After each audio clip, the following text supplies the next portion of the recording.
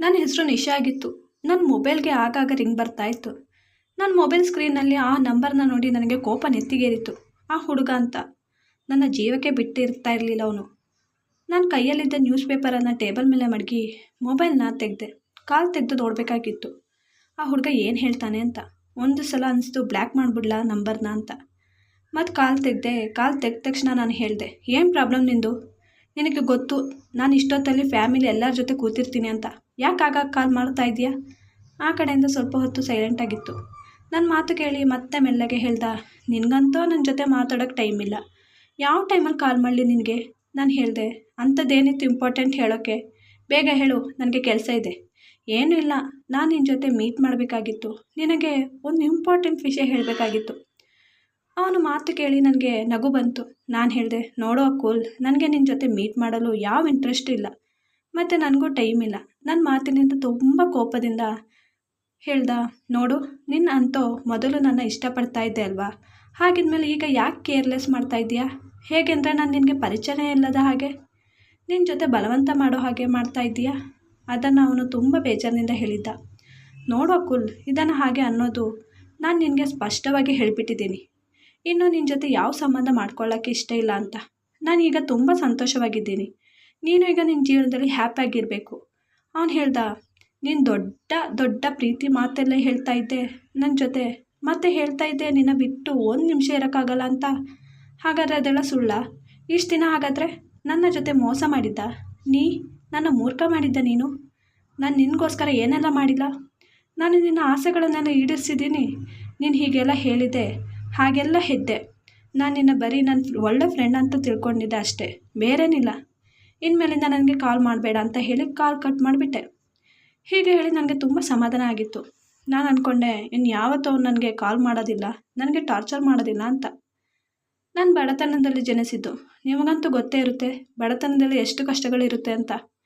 ಅವರ ಆಸೆಗಳನ್ನು ಈಡೇರಿಸಲು ತುಂಬ ಕಷ್ಟಪಡ್ತಾರೆ ಅಂತ. ನನ್ನ ಅಪ್ಪ ಅಮ್ಮನಿಗೆ 2 ಹೆಣ್ಮಕ್ಳು. ಆದರೂ ನನ್ನ ಅಪ್ಪ ಅಮ್ಮ ನನ್ನ ಯಾವುದೇ ಆಸೆಗಳನ್ನು ಈಡೇರಿಸ್ತಿರ್ಲಿಲ್ಲ. ಏನಾದರೂ ಆಗಬೇಕು ಅಂದರೆ ಆಗಾಗ ಬೇಡ್ಕೋಬೇಕಿತ್ತು. ನನಗೆ ಹೀಗೆ ಜೀವನ ಮಾಡಲು ಇಷ್ಟ ಇರಲಿಲ್ಲ. ನನಗೆ ಶ್ರೀಮಂತ ಹುಡುಗಿಯರ ಥರ ಜೀವನ ಮಾಡಬೇಕು ಅನ್ನೋ ಆಸೆ ಇತ್ತು. ನನ್ನ ಫ್ರೆಂಡ್ಗಳನ್ನು ಹಾಗೆ ಮಾಡ್ಕೊಂಡಿದ್ದೆ. ಅವ್ರು ತುಂಬ ಶ್ರೀಮಂತ ಆಗಿದ್ದರು. ನನಗೂ ಹಾಗೆ ಇರಬೇಕು ಅನ್ನೋ ಆಸೆ ಆಗ್ತಾಯಿತ್ತು ಅವರನ್ನು ನೋಡಿದಾಗ. ಅವ್ರು ಅಂದ್ಕೊಂಡು ಹಾಗೆ ಇರ್ತಾಯಿದ್ರು. ಆದರೆ ನಮ್ಮ ಮನೆಯಲ್ಲಿ ನನ್ನ ಇಷ್ಟದ ಹಾಗೆ ಹೊರಗಡೆ ಕೂಡ ಬರೋ ಹಾಗೆ ಇರಲಿಲ್ಲ. ನನಗೆ ತುಂಬ ಫ್ರೀಡಮ್ ಆಗಿರಬೇಕಾಗಿತ್ತು. ನನ್ನ ಎಲ್ಲ ಫ್ರೆಂಡ್ಗಳ ಹತ್ರ ಮೊಬೈಲ್ ಇತ್ತು, ಆದರೆ ನನ್ನ ಹತ್ರ ಇರಲಿಲ್ಲ. ನನ್ನ ಅಪ್ಪ ಅಮ್ಮನ ಹತ್ರ ನನಗೆ ಮೊಬೈಲ್ ಬೇಕು ಅಂತ ಹಠ ಹಿಡ್ದಿದ್ದೆ. ಆಗ ಅಪ್ಪ ನಿರಾಕರಿಸಿದ್ರು. ಅಮ್ಮ ಹೇಳ್ತಾಯಿದ್ರು, ಈಗಿನ ಕಾಲದಲ್ಲಿ ಹೆಣ್ಮಕ್ಳು ಮೊಬೈಲ್ನಿಂದನೇ ಹಾಳಾಗೋದು, ನಿನ್ನ ಮದುವೆ ಆದಮೇಲೆ ನಿನ್ನ ಗಂಡನ ಹತ್ರ ಕೊಡಿಸ್ಕೊ ಅಂತ ಹೇಳ್ತಾಯಿದ್ರು. ನಾನು ಎಷ್ಟೇ ಹೇಳಿದ್ರು ಅಪ್ಪ ನನಗೆ ಮೊಬೈಲೇ ಕೊಡಿಸ್ಲಿಲ್ಲ. ಹೇಳ್ತಾಯಿದ್ರು, ಓದಿನಲ್ಲಿ ಜ್ಞಾನ ಮಡಗು. ನಾನಾಗ ಸ್ಕಾಲರ್ಶಿಪ್ನಲ್ಲಿ ಮಾಸ್ಟರ್ ಮಾಡ್ತಾಯಿದ್ದೆ. ನನ್ನ ತಂಗಿ ತುಂಬ ಸೈಲೆಂಟಾಗಿದ್ಲು. ನಾನು ಅವಳ ಜೊತೆ ಮಾತಾಡುವಾಗ ನನಗೆ ಬೋರ್ ಅನ್ನಿಸ್ತಾ ಇತ್ತು. ಅದಕ್ಕೆ ನಾನು ಅವಳ ಜೊತೆ ಹೆಚ್ಚಾಗಿ ಮಾತಾಡ್ತಾನೇ ಇರಲಿಲ್ಲ. ನನ್ನ ಫ್ರೆಂಡ್ಗಳ ಜೊತೆನೇ ಮಾತಾಡ್ತಾ ಇದ್ದದ್ದು. ನನ್ನ ಫ್ರೆಂಡ್ಗಳಿಗೆ ಬಾಯ್ ಫ್ರೆಂಡ್ ಕೂಡ ಇದ್ದರು. ಅವ್ರ ಫೋನ್ನಲ್ಲಿ ಬಾಯ್ ಫ್ರೆಂಡ್ಗಳ ಜೊತೆ ಮಾತಾಡ್ತಾನೂ ಇದ್ದರು. ಮತ್ತು ಅವರಿಗೆ ಅವ್ರ ಬಾಯ್ ಫ್ರೆಂಡ್ ಅದು ಇದು ಕೊಡಿಸ್ತಾನೂ ಇದ್ರು. ಒಳ್ಳೆ ಗಿಫ್ಟು, ಸುತ್ತಾಡೋಕೆ ಕರ್ಕೊಂಡು ಹೋಗೋದು ಮಾಡ್ತಾನೂ ಇದ್ದರು. ನನಗೆ ಅದೆಲ್ಲ ನೋಡಿ ಇಷ್ಟ ಆಗ್ತಾಯಿತ್ತು. ಆದರೆ ನನಗೆ ಫ್ರೆಂಡ್ ಮನೆಗೆ ಹೋಗಬೇಕಾದ್ರೇ ಒಂದು 100 ಸಲ ಹೇಳಬೇಕಾಗಿತ್ತು. ಒಂದೊಂದು ಸಲ ಅವರಿಗೆ ನಂಬಿಕೆ ಬರ್ತಿದ್ದಾಗ ನನ್ನ ತಂಗಿ ಅನುಷನ ಕರ್ಕೊಂಡು ಹೋಗಬೇಕಾಗಿತ್ತು ಅವ್ರ ಮನೆಗೆ. ಆದರೆ ನನಗೆ ಇದೆಲ್ಲ ಇಷ್ಟನೇ ಆಗ್ತಾ ಇರಲಿಲ್ಲ. ಹಾಗೆ ನಾನು ಓದು ಕಂಪ್ಲೀಟ್ ಆಗಿತ್ತು. ನನ್ನ ಅಪ್ಪ ಅಮ್ಮ ಬೇಗ ಮದುವೆ ಮಾಡಿಸ್ಬಿಡೋಣ ಅಂತ ಅಂದ್ಕೊಂಡಿದ್ರು. ಆದರೆ ನನಗೆ ಇಷ್ಟ ಇರಲಿಲ್ಲ ಮದುವೆ ಮಾಡಿಕೊಳ್ಳಲು. ನನಗೆ ಮದುವೆಗೆ ಗಂಡು ಸೆಟ್ ಆಗ್ತಾ ಇರಲಿಲ್ಲ. ನಾನು ಬೇಡ್ಕೋತಿದ್ದೆ ನನ್ನ ಮದುವೆ ರಿಚ್ ಫ್ಯಾಮಿಲಿಯಲ್ಲೇ ಆಗಲಿ ಅಂತ. ನನ್ನ ಅಪ್ಪ ಟ್ರಕ್ ಓಡಿಸ್ತಾ ಇದ್ದದ್ದು. ಅದು ರಾತ್ರಿ ಹೊತ್ತು. ಒಂದು ದಿನ ನಿದ್ದೆಗಣ್ಣಿನಲ್ಲಿ ಆಕ್ಸಿಡೆಂಟ್ ಆಗಿತ್ತು. ನನ್ನ ಅಪ್ಪ ಸತ್ತೋದ್ರು. ನಾವು ತುಂಬ ದುಃಖದಲ್ಲಿದ್ವಿ. ಹಾಗೆ ಅಪ್ಪನ ಅಂತ್ಯ ಸಂಸ್ಕಾರ ಆಯಿತು. ಅಪ್ಪ ಹೋದ್ಮೇಲೆ ತುಂಬ ಹುಷಾರಿಲ್ಲದಾಗ ಆಯಿತು. ಯಾಕೆಂದರೆ ಅಪ್ಪ ನನ್ನ ಅಷ್ಟು ಹಚ್ಕೊಬಿಟ್ಟಿದ್ರು. ನಾವು ಇನ್ನೂ ಕಷ್ಟದಲ್ಲಿದ್ವಿ. ನಾನು ಅಂದ್ಕೊಂಡೆ ನಾನು ಜಾಬ್ ಮಾಡಬೇಕು ಅಂತ. ಹಾಗೆ ಅಮ್ಮನ ಒಪ್ಪಿದ್ರು. ಸ್ವಲ್ಪ ಕೂಡಿಟ್ಟ ಹಣದಿಂದ ಅಮ್ಮ ಮೊಬೈಲ್ ತೊಗೊಟ್ರು. ನನಗೆ ಅಕೌಂಟೆಂಟ್ ಆಗಿ ಕೆಲಸ ಸಿಕ್ಕಿತ್ತು. ನಾನು ಮನೆಗೆ ತುಂಬ ಲೇಟಾಗಿ ಹೋಗ್ತಾ ಇದ್ದೆ.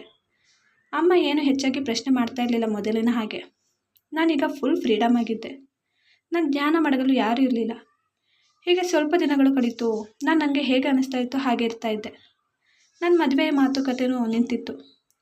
ನನಗೆ ಸಂಜೆ 5 ಗಂಟೆ ತನಕ ಕೆಲಸ ಇರ್ತಾಯಿತ್ತು. ನಾನು ರಾತ್ರಿ 9 ಗಂಟೆ ತನಕ ಫ್ರೆಂಡ್ಗಳ ಜೊತೆ ಎಂಜಾಯ್ ಮಾಡ್ತಾಯಿದ್ದೆ. ಅಮ್ಮ ಕೇಳಿದಾಗ ಓವರ್ ಡ್ಯೂಟಿ ಮಾಡ್ತಾಯಿದ್ದೆ ಅಂತ ಸುಳ್ಳು ಹೇಳ್ತಾ ಇದ್ದೆ. ನಾನು ಫ್ರೆಂಡ್ಗಳ ಜೊತೆನೇ ಇದ್ದೆ, ಅವ್ರು ಹಾಗೆ ಆಗಿಬಿಟ್ಟಿದ್ದೆ. ಗಂಡು ಮಕ್ಕಳ ಜೊತೆ ಫ್ರೆಂಡ್ ಆಗಿದ್ದೆ. ರಾತ್ರಿ ಹೊತ್ತು ಅವ್ರ ಜೊತೆ ಮಾತಾಡ್ತಾನೂ ಇದ್ದೆ. ನನಗೆ ಇದೆಲ್ಲ ಇಷ್ಟ ಆಗ್ತಾಯಿತ್ತು. ಅವ್ರು ನಾನು ಹೇಳ್ದ ಹಾಗೆ ಕೇಳ್ತಾಯಿದ್ರು. ನಾನು ನೋಡಲು ಸ್ವಲ್ಪ ಚೆನ್ನಾಗೂ ಇದ್ದೆ. ನಾನು ಹೀಗೆ ಗಂಡು ಮಕ್ಕಳ ಜೊತೆ ಟೈಮ್ ಪಾಸ್ ಮಾಡ್ತಾಯಿದ್ದೆ. ನಾನು ತುಂಬ ಚೆನ್ನಾಗಿ ಡ್ರೆಸ್ಸಿಂಗ್ ಮಾಡ್ತಾಯಿದ್ದೆ. ನನ್ನ ಶ್ರೀಮಂತ ಹುಡುಗರು ಇಷ್ಟಪಡ್ತಾಯಿದ್ರು ನನ್ನ ಡ್ರೆಸ್ಸಿಂಗ್ ನೋಡಿ. ನಾನು ಅವ್ರ ಜೊತೆ ಹಾಗೆ ನಾಟಕ ಮಾಡ್ತಾಯಿದ್ದೆ. ಅವರು ನನಗೋಸ್ಕರ ಕಾಸ್ಟ್ಲಿ ಗಿಫ್ಟ್ ತಂದು ಕೊಡ್ತಾಯಿದ್ರು. ಇದನ್ನು ನೋಡಿ ಅಮ್ಮ ಮತ್ತು ತಂಗಿ ಬೈತಾಯಿದ್ರು, ನೀನು ನಿನ್ನ ಸಂಬಳದಿಂದ ತಂದಿದ್ದ ಅಂತ. ಆಗ ಇಲ್ಲ, ನಾನು ಓವರ್ ಡ್ಯೂಟಿ ಮಾಡಿದ್ದರಿಂದ ಸಂಬಳ ಜಾಸ್ತಿ ಮಾಡಿದ್ದಾರೆ ಅಂತ ಸುಳ್ಳು ಹೇಳ್ತಾ ಇದ್ದೆ. ಅಮ್ಮ ಹೇಳ್ತಾಯಿದ್ರು, ಹೀಗೆ ಅನಾವಶ್ಯಕವಾಗಿ ದುಡ್ಡನ್ನು ಖರ್ಚು ಮಾಡಬೇಡ ಅಂತ ಬೈತಾಯಿದ್ರು. ಆದರೆ ನಾನು ಅವ್ರ ಮಾತನ್ನು ಇಗ್ನೋರ್ ಮಾಡ್ತಾಯಿದ್ದೆ. ನನಗೆ ಅವ್ರು ಸಾಕು ಅನ್ನಿಸಿದಾಗ ಹೇಗಾದರೂ ಅವರನ್ನು ದೂರ ಮಾಡ್ತಾಯಿದ್ದೆ. ಇಲ್ಲಾಂದರೆ ನಂಬರ್ ಚೇಂಜ್ ಮಾಡಿಬಿಡ್ತಿದ್ದೆ. ಒಂದಿನ ಹಾಗೆ ಮನೆಗೆ ಬಂದೆ. ಆಗ ಅಮ್ಮ ಓಡಿ ಬಂದು ಯಾಕಿಷ್ಟು ಲೇಟು ಅಂತ ಹೇಳಿ ಒಳಗೆ ಹೋಗಿ ನೋಡಿದಾಗ 4-5 ಜನ ಕೂತಿದ್ರು. ಅಮ್ಮ ಅವ್ರ ಜೊತೆ ಇವಳೇ ನನ್ನ ಮಗಳು ಅಂತ ಹೇಳಿ ಬರ್ತಾಳೆ ಅಂತ ಒಳಗೆ ಕರ್ಕೊಂಡು ಹೋದರು. ನನ್ನ ಅಮ್ಮ ಇವ್ರು ಯಾರು ಅಂದೆ. ಆಗ ಇವರು ಗಂಡಿನ ಕಡೆಯವರು, ಒಳ್ಳೆ ಪಾರ್ಟಿ ಮತ್ತು ತುಂಬ ಒಳ್ಳೆ ಶ್ರೀಮಂತರು ಗಣೆ ಅಂತ ಹೇಳಿದ್ರು. ನಾನು ಮತ್ತೆ ಆ ಹುಡುಗನನ್ನು ಬಚ್ಚಿಟ್ಕೊಂಡು ನೋಡಿ, ಅಮ್ಮ ಇವು ಹುಡುಗನ ಈಗಲೇ ಬಾಂಡಿಯಾಗಿದ್ದಾನೆ ಮತ್ತು ನನಗಿಂತ 10 ವರ್ಷ ದೊಡ್ಡವನ ಥರ ಕಾಣ್ತಾ ಇದ್ದಾನೆ ಅಂತ ಹೇಳಿ ನಗಾಡಿ, ನಾನು ಅವನ ಜೊತೆ ಮದುವೆ ಮಾಡ್ಕೊಳ್ಳಲ್ಲ, ಕಳಿಸ್ಬಿಡು ಅಂತ ಹೇಳಿದೆ. ಆಗ ಅಮ್ಮ, ನೋಡು, ಒಳ್ಳೆ ಸಂಬಂಧ ಮತ್ತು ಬರೀ ತಂಗಿಯರು ಮಾತ್ರ ಇರೋದು, ಅದು ಅವರಿಗೆ ಮದುವೆ ಆಗಿದೆ. ಅವನ ಅಪ್ಪ ಅಮ್ಮ ಸತ್ತೋಗಿದ್ದಾರೆ. ಹುಡುಗ ಒಳ್ಳೆ ಕಂಪ್ನಿಯಲ್ಲಿ ಕೆಲಸ ಕೂಡ ಮಾಡ್ತಾ ಇದ್ದಾನೆ. ಮತ್ತು ಹುಡ್ಕೊಂಡು ಬರಲ್ಲ ಇಂಥ ಸಂಬಂಧಗಳು. ಅವರಿಗೆ ವರದಕ್ಷಿಣೆ ಏನು ಬೇಡವಂತೆ, ಬರೀ ಹುಡುಗಿ ಚೆನ್ನಾಗಿದ್ದರೆ ಓದಿದ್ರೆ ಸಾಕು ಅಂತ ಹೇಳಿದ್ದಾರೆ. ನೋಡು, ಸುಮ್ಮನೆ ನಾನು ಹೇಳ್ದಂಗೆ ಕೇಳಬೇಕಷ್ಟೇ ಅಂತ ಹೇಳಿ ಒಪ್ಪಿಸಿದ್ರು. ಅಮ್ಮನ ಬಲವಂತಕ್ಕೆ ಒಪ್ಕೊಂಡೆ. ಆಗ್ಲಿಂದ ಕೆಲಸಕ್ಕೆ ಹೋಗಲು ಬಿಡಲಿಲ್ಲ. ಮತ್ತು ಮದುವೆ ಆಯಿತು. ಮದುವೆ ಎಲ್ಲ ಅವ್ರ ಖರ್ಚಲ್ಲೇ ಮಾಡಿಕೊಂಡ್ರು. ಆದರೆ ನನಗೆ ಅವನ ಜೊತೆ ಜೀವನ ಮಾಡಲು ಇಷ್ಟ ಇರಲಿಲ್ಲ. ಅವ್ನು ನನ್ನ ಮದುವೆಯಾಗಿ ತುಂಬ ಖುಷಿಯಲ್ಲಿದ್ದ. ಆದರೆ ನಾನು ಅವನ ಜೊತೆ ಫಾರ್ಮಾಲಿಟಿಗೋಸ್ಕರ ಜೀವನ ಮಾಡ್ತಾಯಿದ್ದೆ. ಮುಂದೆ ಚೆನ್ನಾಗಿರ್ತಾಯಿದ್ದೆ ಅಷ್ಟೇ, ಆದರೆ ಮನಸಾರೆ ಇಷ್ಟ ಇರ್ತಿರ್ಲಿಲ್ಲ. ಅವ್ನು ಸೈಲೆಂಟು ಮತ್ತು ಹೆಚ್ಚು ಬಿಸ್ನೆಸ್ ಕೆಲಸ ಅನ್ನೋ ಹುಡುಗ ಆಗಿದ್ದ. ನನಗೆ ಮನೆಯಲ್ಲಿ ಏನು ಕೆಲಸನೂ ಇರ್ತಾ ಇರಲಿಲ್ಲ. ನನ್ನ ಮನೆ ಖರ್ಚನ್ನು ಅವನೇ ನೋಡ್ಕೋತಿದ್ದ. ಅವನ ಮನೇಲಿ ಇರ್ತಾನೂ ಇರಲಿಲ್ಲ. ನನಗೆಲ್ಲ ಇತ್ತು, ಮನೇಲಿ ಇದ್ದು ಬೋರ್ ಆಗ್ತಾಯಿದ್ದೆ. ಆದರೆ ನನ್ನ ಮದುವೆ ವಿಷಯ ನನ್ನ ಫ್ರೆಂಡ್ಗಳಿಗೆ ಹೇಳಿರಲಿಲ್ಲ. ಯಾಕೆಂದರೆ ಅವ್ರು ತುಂಬ ಆಡ್ಕೋತಿದ್ರು ಹುಡುಗನನ್ನು ನೋಡಿ. ಹೊರಗಡೆ ನನ್ನ ಫ್ರೆಂಡ್ಗಳಿಗೆ ಫೋನ್ ಮಾಡಿ ಇಷ್ಟು ದಿನ ನನ್ನ ಅಮ್ಮನಿಗೆ ಹುಷಾರಿರಲಿಲ್ಲ ಅಂತ ಸುಳ್ಳು ಹೇಳಿದೆ. ಹಾಗೆ ಅವ್ರ ಜೊತೆ ಟೈಮ್ ಸ್ಪೆಂಡ್ ಮಾಡ್ತಾಯಿದ್ದೆ. ತುಂಬ ಪಾರ್ಟಿಯಲ್ಲಿ ಅಲ್ಲಿ ಇಲ್ಲಿ ಹೋಗೋದು ಮಾಡ್ತಾಯಿದ್ದೆ. ನನ್ನ ಗಂಡ ಹೆಚ್ಚು ಹೊರಗಡೆ ಹೋಗ್ತಾ ಇದ್ದ ಕೆಲಸದ ವಿಷಯಕ್ಕೆ. ಆದರೆ ನಾನು ಹಳೆ ಬುದ್ಧಿ ಬಿಡೋದಕ್ಕಾಗಲಿಲ್ಲ. ಈಗ ನನಗೆ ದುಡ್ಡಿನ ಅವಶ್ಯಕತೆ ಇರಲಿಲ್ಲ, ಆದರೆ ಟೈಮ್ ಪಾಸ್ ಆಗಬೇಕಾಗಿತ್ತು. ನನಗೆ ಹುಡುಗರಿಗೆ ಮೆಸೇಜ್ ಮಾಡಿ ಅಭ್ಯಾಸ ಆಗಿತ್ತು. ಹಾಗೆ ಮನೇಲಿ ಒಬ್ಬಳೇ ಇರ್ತಾಯಿದ್ದೆ. ನಾನು ಪಾರ್ಟಿಲಿ ಹೋಗಿದಾಗ ಅಲ್ಲಿ ಹುಡುಗರನ್ನು ಪರಿಚಯ ಮಾಡಿಕೊಂಡು ಸ್ವಲ್ಪ ದಿನ ಟೈಮ್ ಪಾಸ್ ಮಾಡ್ತಾಯಿದ್ದೆ. ಅದು ಇದು ಹೇಳಿ ದೂರ ಮಾಡ್ತಾಯಿದ್ದೆ ಸಾಕಾದಾಗ. ಹಾಗೆ ನನಗೆ ಪಾರ್ಟಿಯಲ್ಲಿ ಅಕುಲ್ ಅನ್ನೋ ಹುಡುಗ ಸಿಕ್ಕಿದ್ದ. ಅವನ ಜೊತೆನ ಟೈಮ್ ಪಾಸ್ ಮಾಡ್ತಾಯಿದ್ದೆ. ಆದರೆ ಅವನು ತುಂಬ ಸೀರಿಯಸ್ ಆಗಿದ್ದ ನನ್ನ ಮೇಲೆ. ಆದರೆ ನಾನು ಪ್ರೀತಿ ಮಾಡೋ ಥರ ರಿಯಾಕ್ಟ್ ಮಾಡ್ತಾಯಿದ್ದೆ ಅಷ್ಟೇ. ಆದರೆ ಬಾಯಲ್ಲಿ ಯಾರಿಗೂ ಹೇಳ್ತಾ ಇರಲಿಲ್ಲ. ಅವನ ಜೊತೆ ಫ್ರೆಂಡ್ ಆದಾಗ ನಾನು ಪ್ರೆಗ್ನೆಂಟ್ ಆಗಿದ್ದೆ. ಇದು ಗೊತ್ತಾಗಿ ನನ್ನ ಗಂಡ ಹೆಚ್ಚು ಮನೆಯಲ್ಲೇ ಇರ್ತಾಯಿದ್ರು. ಹೆಚ್ಚು ನನ್ನ ನೋಡ್ಕೋತಿದ್ರು. ನನಗೆ ತುಂಬ ಹಿಂಸೆ ಆಗ್ತಾಯಿತ್ತು. ಆಫೀಸ್ ಕೆಲಸ ಎಲ್ಲ ಮನೇಲೇ ಮಾಡ್ತಾಯಿದ್ರು. ನನಗೆ ಇದರಿಂದ ಹೊರಗಡೆ ಹೋಗೋದಕ್ಕೆ ಆಗ್ತಾನೇ ಇರಲಿಲ್ಲ. ಮತ್ತು ಅಕುಲ್ಗೆ ಮೆಸೇಜ್ ಮಾಡೋಕ್ಕೂ ಆಗ್ತಾ ಇರಲಿಲ್ಲ. ಹೀಗೆ ನಾನು ಕಾಂಟ್ಯಾಕ್ಟೇ ಮಾಡದೇ ಇದ್ದಾಗ ತುಂಬ ಫೋನ್ ಮಾಡಲು ಮೆಸೇಜ್ ಮಾಡಲು ಸ್ಟಾರ್ಟ್ ಮಾಡಿದ್ದ. ನಾನು ಗಂಡನ ಶ್ರದ್ಧೆ ಆ ಕಡೆ ಈ ಕಡೆ ಇದ್ದಾಗ ಮಾತಾಡ್ತಾಯಿದ್ದೆ. ಆದರೆ ಹೀಗೆ ಇದ್ದಾಗ ಒಂದು ದಿನ ಅನ್ನಿಸಿತು, ನಾನು ಮಾತಾಡಿದ್ದು ಅವರು ಕೇಳಿಸ್ಕೊಂಡ ಹಾಗೆ.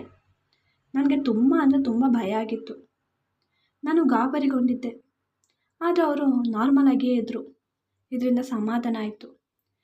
ಇದು ಗೊತ್ತಾದ್ರೇನು ನನ್ನ ಗಂಡ ಅಂತ ಅಂದ್ಕೊಂಡು ನಾನು ಅಮ್ಮನ ಮನೆಗೆ ಹೋಗ್ತೀನಿ ಅಂತ ಸುಳ್ಳು ಹೇಳಿ ಅಕುಲ್ ಜೊತೆ ಮೀಟ್ ಮಾಡಲು ಹೋದೆ.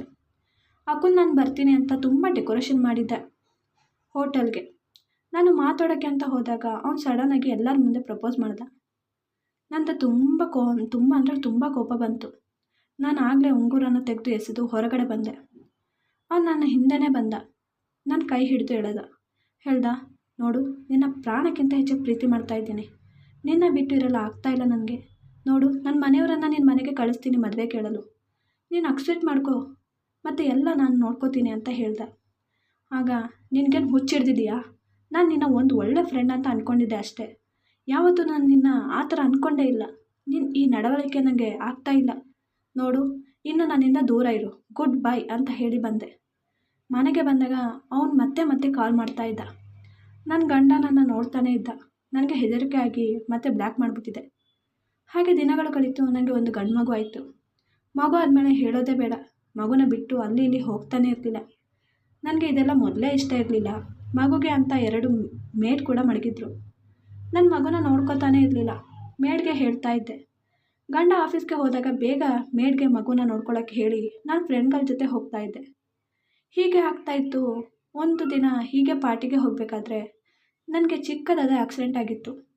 ಆದರೆ ಯಾರು ಕೂಡ ಹೆಲ್ಪ್ ಮಾಡೋಕ್ಕೆ ಬರ್ತಾನೆ ಇರಲಿಲ್ಲ. ಅಲ್ಲೇ ಒಬ್ಬ ಚಪ್ಪಲಿ ಮಾರೋ ಹುಡುಗ ನನ್ನ ಆಸ್ಪತ್ರೆಗೆ ಕರ್ಕೊಂಡೋಗಿ ತುಂಬ ಅಂದರೆ ತುಂಬ ಹೆಲ್ಪ್ ಮಾಡ್ದ. ಹಾಗೆ ಅವನ ಜೊತೆ ಪರಿಚಯ ಆಯಿತು. ಮತ್ತು ಗೊತ್ತಾಯಿತು ಅವನು ತುಂಬ ಬಡವ, ಚಪ್ಪಲಿ ಮಾರಿ ಅವರ ಜೀವನ ನಡೆಸೋದು ಅಂತ. ಅವನಿಗೆ 2 ತಂಗಿಯರು, ಹುಷಾರಿಲ್ಲದ ಅಮ್ಮ ಇದ್ದಾರೆ ಅಂತ ಗೊತ್ತಾಯಿತು. ನಾನು ಅವನಿಗೆ ನನ್ನ ಹತ್ರ ಇರೋ ದುಡ್ಡು ಕೊಟ್ಟು ಹೆಲ್ಪ್ ಮಾಡೋಣ ಅಂದ್ಕೊಂಡು ದುಡ್ಡು ಕೊಡಲು ಹೋದೆ. ಆದರೆ ಅವನು ನಾನು ಹಾಗೆ ದುಡ್ಡು ಇಸ್ಕೊಳ್ಳಲ್ಲ, ನೀವು ಬೇಕಾದರೆ ಚಪ್ಪಲಿ ತೆಗೆದು ದುಡ್ಡು ಕೊಡಿ ಅಂತ ಚಪ್ಪಲಿ ತಗೊಳ್ಳಿ ಅಂದ. ನಾನು ದುಡ್ಡು ಇಸ್ಕೊತೀನಿ ಅಂತ ಹೇಳ್ದೆ. ನನಗೆ ಅವನು ಪ್ರಾಮಾಣಿಕತೆ ತುಂಬ ಇಷ್ಟ ಆಯಿತು ಅವನ್ನ. ನಾನು ಎಲ್ಲ ಚಪ್ಪಲಿ ತಗೊಂಡು ದುಡ್ಡು ಕೊಟ್ಟೆ. ಮನೆಗೆ ಬಂದು ನಾನು ಅದೆಲ್ಲ ಚಪ್ಪಲಿ ಕೆಲಸದವರಿಗೆ ಕೊಟ್ಟು ಬಿಟ್ಟೆ. ನನಗೆ ಅವನು ನನ್ನ ತಮ್ಮನ ಥರ ಅನಿಸ್ತಾ ಇತ್ತು. ಆಗಾಗ ಮೊಬೈಲ್ನಲ್ಲಿ ಮಾತಾಡ್ತಾಯಿದ್ದೆ ಅವನ ಜೊತೆ. ಆಗಾಗ ಅವನ್ನ ಮೀಟ್ ಮಾಡಲು ಹೋಗ್ತಾ ಇದ್ದೆ. ಒಂದಿನ ಹೋದಾಗ ಅವನ ಶಾಪ್ ಓಪನ್ ಇರಲಿಲ್ಲ, ಫೋನ್ ಕೂಡ ಸಿಗ್ತಾನೂ ಇರಲಿಲ್ಲ. ಆಗಾಗ ನಾನು ಹೋಗ್ತಾ ಇದ್ದೆ, ಅದು ಓಪನ್ನೇ ಇರ್ತಾ ಇರಲಿಲ್ಲ. ನನ್ನ ಪಕ್ಕದ ಅಂಗಡಿಯವರ ಹತ್ರ ಅವ್ನ ಮನೆ ಅಡ್ರೆಸ್ ಕೇಳ್ಕೊಂಡು ಹೋದೆ. ಅಲ್ಲಿ ಅವ್ನ ತಂಗಿ ಬಂದಳು. ನಾನು ನಿಮ್ಮ ಅಣ್ಣ ಎಲ್ಲಿ ಅಂತ ಕೇಳಿದಾಗ ಅವ್ಳು ಬಿಕ್ಕಿ ಬಿಕ್ಕಿ ಅಳಲು ಸ್ಟಾರ್ಟ್ ಮಾಡಿದ್ಲು. ಒಳಗೆ ಹೋದೆ. ಮುಂದೆ ಅವ್ನ ಫೋಟೋಗೆ ಹಾರ ಹಾಕಿತ್ತು. ನನಗೆ ತುಂಬ ಅಂದರೆ ತುಂಬ ದುಃಖ ಆಯಿತು. ನಾನು ಇದು ಹೇಗೆ ಆಯಿತು ಅಂತ ಕೇಳಿದಾಗ ಅವ್ನ ತಂಗಿ, ಯಾರೋ ಗೊತ್ತಿಲ್ಲ, ನಮ್ಮ ಅಣ್ಣನನ್ನು ಸಾಯಿಸಿದ್ದಾರೆ. ನಮ್ಮ ಅಣ್ಣನಿಗೆ ಯಾರ ಜೊತೆನೂ ನಿಷ್ಠುರ ಆಗಿರಲಿಲ್ಲ, ಯಾರೋ ಗೊತ್ತಿಲ್ಲ ಹೀಗೆ ಮಾಡಿದ್ದಾರೆ. ಅವ್ನ ದೇವರು ಸುಮ್ಮನೆ ಬಿಡಲ್ಲ, ಎಲ್ಲದ್ರೂ ನಾಶ ಆಗ್ತಾನೆ. ನಾವು ಬಡವರಾಗಿದ್ದರಿಂದ ಕೇಸ್ ಕೊಡಲು ಆಗಲ್ಲ ಅಂತ ಹೇಳಿ ಜೋರಾಗಿ ಅಳ್ತಾಯಿದ್ರು. ನನಗೆ ತುಂಬ ದುಃಖ ಆಯಿತು. ನನ್ನ ಕಣ್ಣಿನಲ್ಲೂ ನೀರು ಬಂತು. ನಾನು ಹೇಳಿದೆ, ನೀವು ಹೆದರ್ಕೋಬೇಡಿ, ನಾನು ಕೇಸ್ ಕೊಡ್ತೀನಿ. ನಾನು ನಿಮ್ಮ ಅಣ್ಣನ ಸಾವಿಗೆ ನ್ಯಾಯ ದೊರಕಿಸ್ತೀನಿ. ನನ್ನ ಕೈಯಲ್ಲಿದ್ದ ದುಡ್ಡು ಕೊಟ್ಟು ಹೋಗಿ ಪೊಲೀಸ್ ಕಂಪ್ಲೇಂಟ್ ಕೊಟ್ಟೆ. ಮನೆಗೆ ಹೋಗಿ ಅವನನ್ನು ನೆನೆದು ತುಂಬ ಅಳ್ತಾ ಇದ್ದೆ. ಆಗ ನನ್ನ ಗಂಡ ಬಂದ. ಓ, ಅಳ್ತಾ ಇದೆಯಾ, ಅಳು ಅಳು, ಯಾಕೆ ಅಂತ ಕೇಳಲ್ಲ. ನಿನಗೆ ಇವತ್ತು ಗೊತ್ತಾಗಿದ್ದ ನಿನ್ನ ರೋಮಿಯೋ ಸತ್ತಿದ್ದು ಅಂತ ಹೇಳಿದಾಗ ಶಾಕ್ ಆಯಿತು. ನಾನು ಏನು ಹೇಳ್ತಾ ಇದ್ದೀರಿ? ಹಾಗಾದರೆ ನೀವು ಅವನನ್ನು ಸಾಯಿಸಿದ್ದು? ಹಾಂ ಕಣೆ, ನಾನೇ ದುಡ್ಡು ಕೊಟ್ಟು ಸಾಯಿಸಿದ್ದು. ನನ್ನ ಮನೆ ಹಾಳು ಮಾಡಿದ್ದವನ್ನ ಸುಮ್ಮನೆ ಬಿಡ್ತೀನ ಹೇಳು? ಓ, ನೀನು ನನಗೆ ಏನು ಗೊತ್ತಿಲ್ಲ ಅಂತ ತಿಳ್ಕೊಂಡ? ನನಗೆಲ್ಲ ಗೊತ್ತಿತ್ತು. ಆದರೆ ನಿನಗೆ ನಮ್ಮ ಮಗುನ ಕೂಡ ನೋಡ್ಕೊಳ್ಳೋಕ್ಕೆ ಟೈಮ್ ಇರಲಿಲ್ಲ, ಅವನ ಹಿಂದೆ ಹೋಗೋದಕ್ಕೆ. ಆಗಲೇ ಡಿಸೈಡ್ ಮಾಡಿದೆ, ನಿನಗೆ ಗೊತ್ತಿಲ್ಲದೆ ಫಾಲೋ ಮಾಡ್ತಾಯಿದ್ದೆ. ನೀನು ಏನೇ ಇದ್ದರೂ ಬಡತನದಲ್ಲಿ ಇದ್ದಿದ್ದಲ್ವಾ, ಅಂಥವನೇ ಇಷ್ಟ ಆಗೋದು, ಚಪ್ಪಲಿ ಮಾರೋನ. ನೋಡು, ನಿನ್ನ ಸಾಯಿಸಿದ್ರೆ ನನ್ನ ಮಗು ಅನಾಥ ಆಗುತ್ತೆ. ಆದರೆ ಅವ್ನ ಚಾಪ್ಟರ್ ಕ್ಲೋಸ್ ಮಾಡಿದ್ರೆ ಇಂಥ ಪ್ರಾಬ್ಲಮ್ಮೇ ಇರೋದಿಲ್ವಲ್ಲ ಅಂತ ಹೇಳಿ ಜೋರಾಗಿ ನಗಾಡ್ತಾಯಿದ್ರು. ನಾನು ಆಗ ಒಂದು ಕೆನ್ನೆಗೊಡ್ದೆ. ಅಯ್ಯೋ, ನೀವು ಎಂಥ ಕೆಲಸ ಮಾಡಿದ್ದು? ಹಾಂ, ನನ್ನ ಕ್ಯಾರೆಕ್ಟರ್ಲೆಸ್ ಹುಡುಗಿ, ಆದರೆ ಅವನು ನನ್ನ ಜೀವ ಉಳಿಸಿದ ಪುಣ್ಯಾತ್ಮ. ಅದಕ್ಕೆ ನಾನು ಅವನ್ನ ನನ್ನ ತಮ್ಮ ಅಂದ್ಕೊಂಡು ಆಗಲಿಂದ ಅವನ ಜೊತೆ ಮಾತಾಡೋದು, ಮೀಟ್ ಮಾಡೋದು ಮಾಡ್ತಾ ಇದ್ದದ್ದು. ಯಾವತ್ತೂ ಅವನು ನನ್ನ ಅಕ್ಕ ಅಂತಲೇ ಕರಿತಾ ಇದ್ದದ್ದು, ಮತ್ತು ಅವನು ಪ್ರಾಮಾಣಿಕವಾಗಿ ಜೀವಿಸ್ತಾ ಇದ್ದದ್ದು. ನೀವು ಒಬ್ಬ ಒಳ್ಳೆ ಹುಡುಗನ ಬಲಿ ಪಡೆದ್ರಿ. ಯಾವತ್ತೂ ಆ ತಂಗಿ ಮತ್ತು ಅವನ ಅಮ್ಮನ ಶಾಪ ತಟ್ಟದೇ ಇರೋದಿಲ್ಲ ನಿಮಗೆ. ಅಲ್ಲ, ನೀವು ಹಾಗೆ ಮಾಡೋಕ್ಕೂ ಮುಂಚೆ ನನ್ನ ಜೊತೆ ಮಾತಾಡಿದರೆ ಆಗ್ತಾ ಇರಲಿಲ್ವಾ? ಒಬ್ಬ ಅಮಾಯಕನ ಜೀವತೆ ಉಳಿತಾ ಇರ್ತಿರ್ಲಿಲ್ವಾ ಅಂತ ಹೇಳಿ ಜೋರಾಗಿ ಅಳಲು ಸ್ಟಾರ್ಟ್ ಮಾಡಿದೆ. ಮಾರನೇ ದಿನ ಪೊಲೀಸ್ ಬಂದು ನನ್ನ ಗಂಡನನ್ನು ಕರ್ಕೊಂಡೋದ್ರು. ಅವರಿಗೆ ಎಲ್ಲ ಸತ್ಯ ಗೊತ್ತಾಗಿತ್ತು. ಇದರಿಂದ ಅವನ ಕುಟುಂಬನೂ ಬೀದಿಗೆ ಬಂತು. ನಾನು ಓದಿದ್ರಿಂದ ಅವ್ರ ಆಫೀಸ್ ಕೆಲಸ ಮಾಡ್ಕೊಂಡು ಜೀವನ ಮಾಡ್ತಾಯಿದ್ದೀನಿ. ನಾವು ನಮ್ಮ ಮನಸ್ಸಿನ ಮಾತು, ನಾವು ನೋಡಿದ್ದು ಸತ್ಯ ಅಂತ ಅಂದ್ಕೊಂಡು ಒಮ್ಮೆ ಕೂಡ ಯೋಚನೆ ಮಾಡದೆ ತಪ್ಪು ಕೆಲಸ ಮಾಡಿ ಒಬ್ಬ ಅಮಾಯಕನ ಜೀವ ಬಲಿ ಪಡಿತೀವಿ. ಇದರಿಂದ ನಾನು ನನ್ನ ತಪ್ಪನ್ನು ತಿದ್ದುಕೊಂಡೆ. ಈ ವಿಡಿಯೋ ಇಷ್ಟವಾದಲ್ಲಿ ಪ್ಲೀಸ್ ನನ್ನ ಚಾನಲ್ನ ಲೈಕ್ ಆ್ಯಂಡ್ ಸಬ್ಸ್ಕ್ರೈಬ್ ಮಾಡಿ.